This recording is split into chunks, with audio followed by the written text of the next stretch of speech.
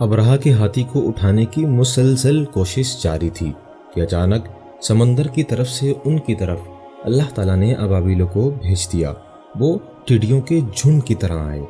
دوسری طرف عبد المطلب مکہ میں داخل ہوئے، حرم میں پہنچے اور کعبہ کے دروازے کی زنجیر پکڑ کر ابرہہ اور اس کے لشکر کے خلاف فتح کی دعا مانگی۔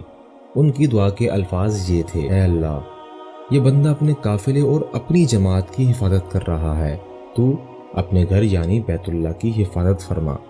ابرہہ کا لشکر فتح نہ حاصل کر سکے، ان کی طاقت تیری طاقت کے آگے کچھ بھی نہیں۔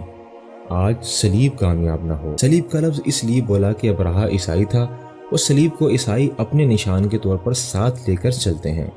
اب انہوں نے اپنی قوم کو ساتھ لیا اور ہیرا پہاڑ پر چڑھ گئے، کیونکہ ان کا خیال تھا کہ وہ ابرہہ کا مقابلہ نہیں کر سکیں گے۔ اور پھر اللہ تعالیٰ نے پرندوں کے جھنڈ بھیج دیے۔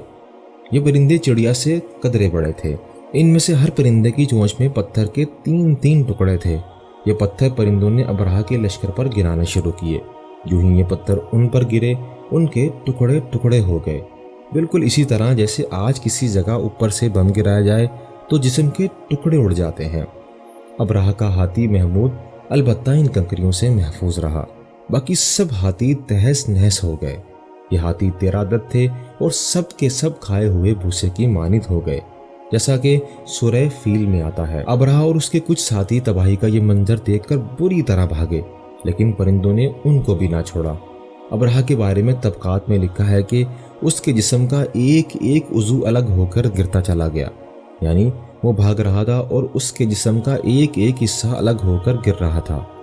دوسری طرف عبد المطلب اس انتظار میں تھے کہ کب حملہ ہوتا ہے، لیکن حملہ آور جب مکہ میں داخل نہ ہوئے تو وہ حالات معلوم کرنے کے لیے نیچے اترے۔ مکہ سے باہر نکلے تب انہوں نے دیکھا سارا لشکر تباہ ہو چکا ہے۔ خوب مال غنیمت ان کے ہاتھ لگا اور بے شمار سامان ہاتھ آیا۔ مال میں سونا چاندی بھی بے تحاشا تھا۔ لشکر میں سے کچھ لوگ ایسے بھی تھے جو واپس نہیں بھاگے تھے، یہ مکہ میں رہ گئے تھے۔ ان میں ابرہہ کے ہاتھی کا مہاوت بھی تھا جو محمود کو آگے لانے میں ناکام رہا تھا۔ ہمارے نبی حضرت محمد صلی اللہ علیہ وسلم اس واقعے کے چند ماہ بعد پیدا ہوئے۔ آپ جس مکان میں پیدا ہوئے وہ صفا پہاڑی کے قریب تھا۔ حضرت کعب احبار رضی اللہ عنہ سے روایت کرتے ہیں کہ میں نے تورات میں پڑھا تھا کہ رسول اللہ صلی اللہ علیہ وسلم کی پیدائش مکہ میں ہوگی۔ یہ کعب پہلے یہودی تھے، اس لیے تورات پڑھا کرتے تھے۔ دنیا میں آتے ہی حضور اکرم صلی اللہ علیہ وسلم روئے۔ حضرت عبد الرحمن بن عوف رضی اللہ عنہ کی والدہ کہتی ہیں کہ جب حضرت آمینہ کی ہاں ولادت ہوئی تو میں وہاں موجود تھی۔ آپ صلی اللہ علیہ وسلم میرے ہاتھوں میں آئے۔ یہ غالباً دائیا تھی، ان کا نام شفا تھا۔ فرماتی ہیں جب آپ میرے ہاتھوں میں آئے تو روئے۔ آپ کے دادا عبد المطلب کو آپ کی ولادت کی اطلاع دی گئی۔ وہ اس وقت خانہ کعبہ کا طواف کر رہے تھے۔ اطلاع ملنے پر گھر آئے، بچے کو گود میں لیا۔ اس وقت آپ کی والدہ نے ان سے کہا، یہ بچہ عجیب ہے، سجدے کی حالت میں پیدا ہوا ہے، یعنی پیدا ہوتے ہی اس نے سب سے پہلے سجدہ کیا، پھر سجدے سے سر اٹھا کر انگلی آسمان کی طرف اٹھائی۔ عبد المطلب نے آپ کو دیکھا، اس کے بعد آپ کو کعبہ میں لے آئے، آپ کو گود میں لیے رہے اور طواف کرتے رہے، پھر واپس لا کر حضرت آمینہ کو دیا۔ آپ کو عرب کے دستور کے مطابق ایک برتن سے ڈھانپا گیا، لیکن وہ برتن ٹوٹ کر آپ کے اوپر سے ہٹ گیا۔ اس وقت آپ اپنا انگوٹھا چوستے نظر آئے۔ اس موقع پر شیطان بری طرح چیخا۔ تفسیر ابن مخلد میں ہے کہ شیطان صرف 4 مرتبہ چیخا۔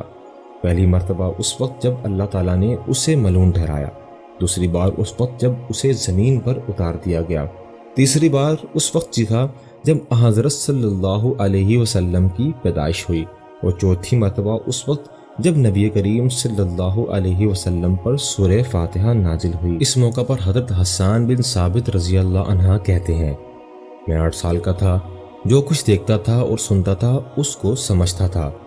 ایک صبح میں نے یثرب یعنی مدینہ منورہ میں ایک یہودی کو دیکھا۔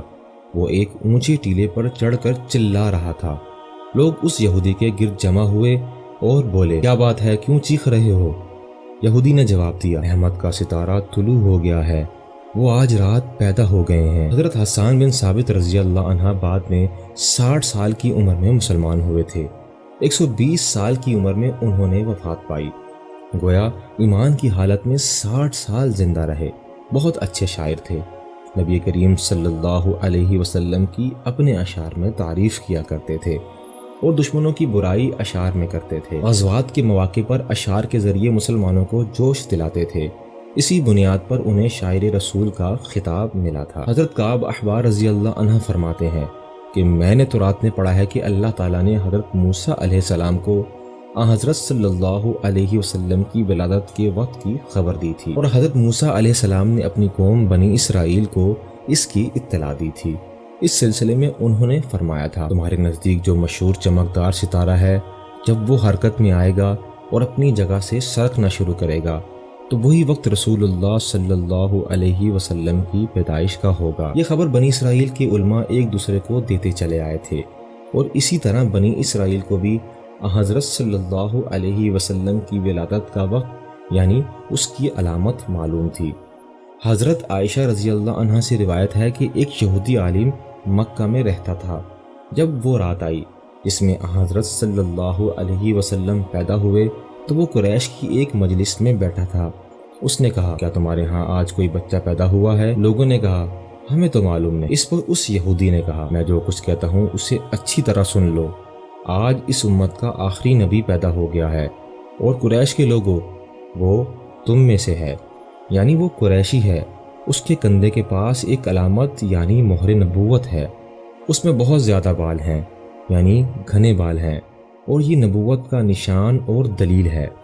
اس بچے کی ایک علامت یہ ہے کہ وہ 2 رات تک دودھ نہیں پیے گا۔ ان باتوں کا ذکر اس کی نبوت کی علامت کے طور پر پرانی کتب میں موجود ہے۔ علامہ ابن حجر نے لکھا ہے کہ یہ بات درست ہے کہ آپ نے 2 دن تک دودھ نہیں پیا تھا۔ یہودی عالم نے جب یہ باتیں بتائی تو لوگ وہاں سے اٹھ گئے۔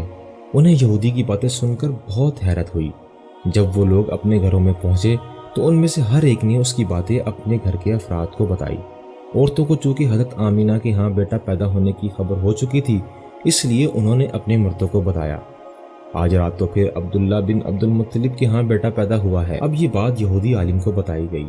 اس نے کہا، ذرا چل کر مجھے وہ بچہ دکھاؤ۔ لوگ اسے ساتھ لیے حضرت آمینہ کے گھر کے باہر آئے، ان سے بچہ دکھانے کی درخواست کی۔ آپ نے بچے کو کپڑے سے نکال کر انہیں دے دیا۔ لوگوں نے آپ کے کندھے پر سے کپڑا ہٹایا۔ یہودی کی نظر جو ہی مہر نبوت پر پڑی وہ فوراً بے ہوش ہو کر گر پڑا۔